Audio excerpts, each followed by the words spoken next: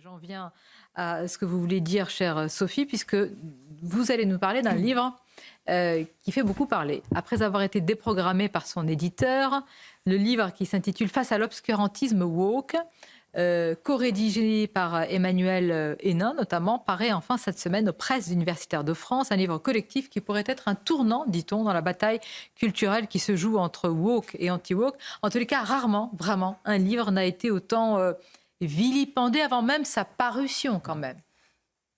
Oui, alors d'ailleurs, je pense qu'il remercie les censeurs parce que du coup, ils sont numéro 1 des ventes.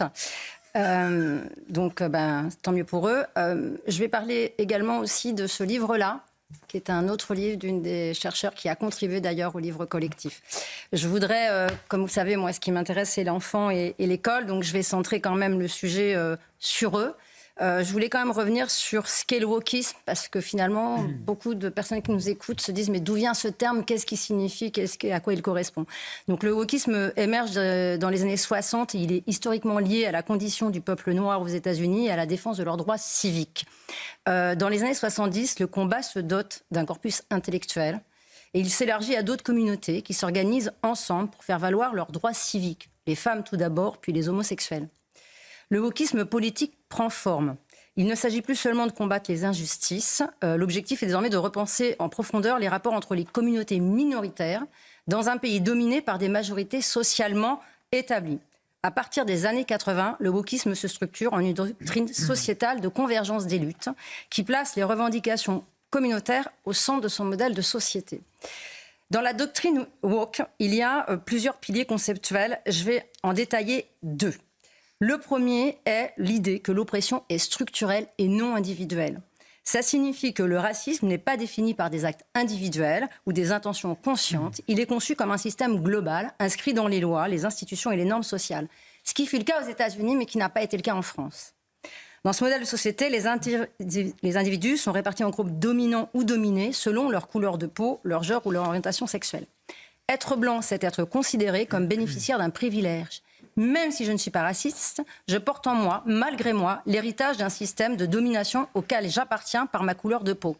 Cette logique s'étend à toutes les formes d'identité. Les hommes sont structurellement héritiers d'un patriarcat qui a restreint les libertés des femmes. Les hétérosexuels sont structurellement héritiers d'une norme hétérosexuelle qui contraint les homosexuels à vivre cachés. Le wokisme fonctionne comme un modèle politique qui arrête le temps.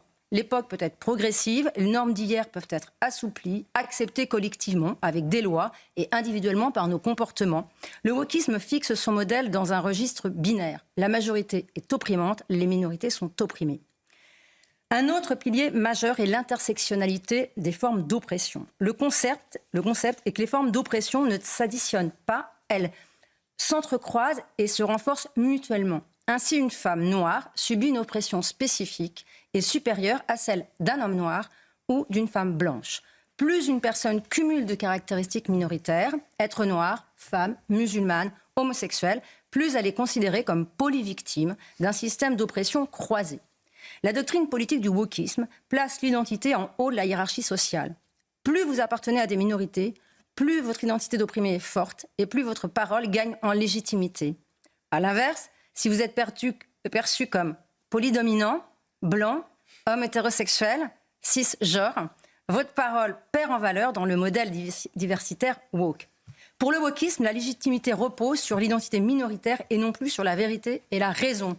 Ce socle idéologique va servir de base à l'élaboration de discours idéologiques fondés sur le ressenti et l'appréciation subjective.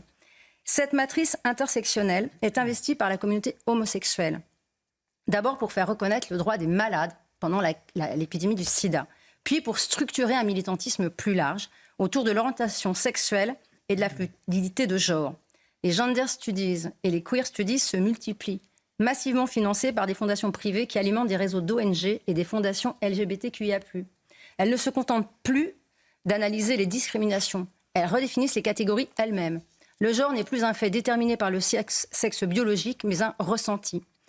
Ces idéologies du genre, conçues de toutes pièces dans les universités américaines, gagnent les milieux militants qui s'en font le relais dans les médias et les milieux politiques. Rapidement, elles intègrent les institutions éducatives aux États-Unis. L'enfant devient la cible prioritaire, car pour transformer durablement la société, rien de mieux que de façonner les esprits dès le plus jeune âge. Progressivement, les États-Unis élaborent des protocoles de changement de genre et y engagent des enfants. Blocage de la puberté, hormones croisées, ablation des seins. Des traitements expérimentés réalisés sur des enfants. Aux Pays-Bas, en Suède, en Angleterre, des enfants cobayes sont engagés dans ce qui sera sans aucun doute le pire scandale de la médecine moderne. Si la France est à la traîne, dès 2015, elle adopte à marche forcée et en accéléré l'idéologie du genre, devenue le fer de lance du wokisme en Europe. Le projet politique global est plébiscité par l'Union européenne, arrosé financièrement par la myriade de structures organisées par le groupuscule des milliardaires américains. Tous ont des liens personnels et d'intérêt économique ou politique à la diffusion du modèle politique diversitaire en Europe. Ces acteurs financent en France, directement ou par des fonds européens, des programmes universitaires, des médias et des associations militantes qui interviennent dans les écoles. Dans nos écoles, les enfants apprennent que la France est un pays structurellement raciste, que son histoire coloniale fonde une dette morale et que les enfants blancs appartiennent à un groupe historiquement oppresseur.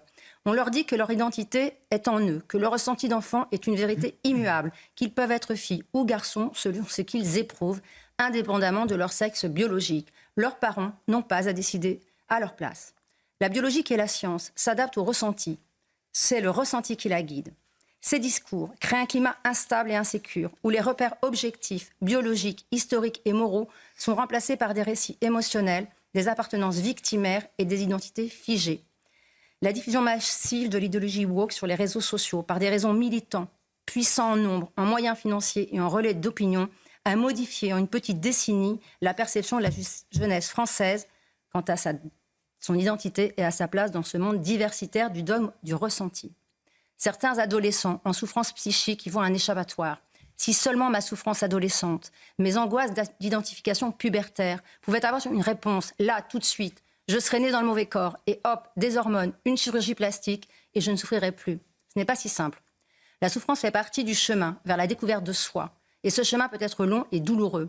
L'adolescence a alors besoin d'un accompagnement clinique prudent par des professionnels de santé prêts à prendre le temps nécessaire pour explorer la source de la souffrance sans enfermer dans une réponse toute faite d'être né dans le mauvais corps. Selon le Cass Review, rapport indépendant britannique publié en 2024, les jeunes qui se disent être nés dans le mauvais corps ont une ou deux troubles mentaux. Parmi eux, 38% souffrent de dépression, 38% d'anxiété, 39% ont des idées suicidaires, 49% ont déjà tenté de se suicider et 29% s'automutilent. Ce sont des détresses psychiques qui appellent une réponse médicale prudente, pas une validation automatique, sous couvert d'un corpus idéologique qui place le ressenti au-dessus de la raison et de la science.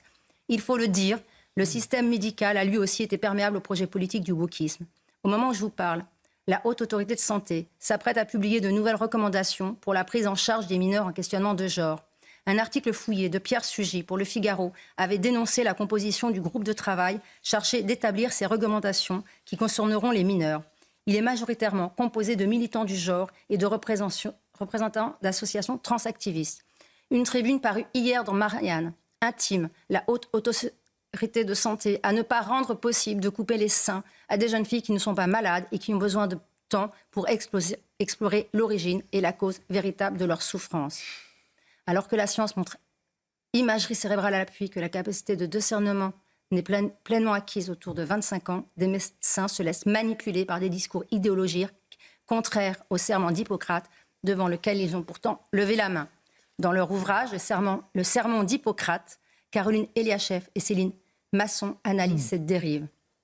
Sachez que dans certaines universités américaines, le serment d'Hippocrate a été réécrit pour soigner en priorité les communautés opprimées. Je vous invite vraiment, vraiment à lire ce livre.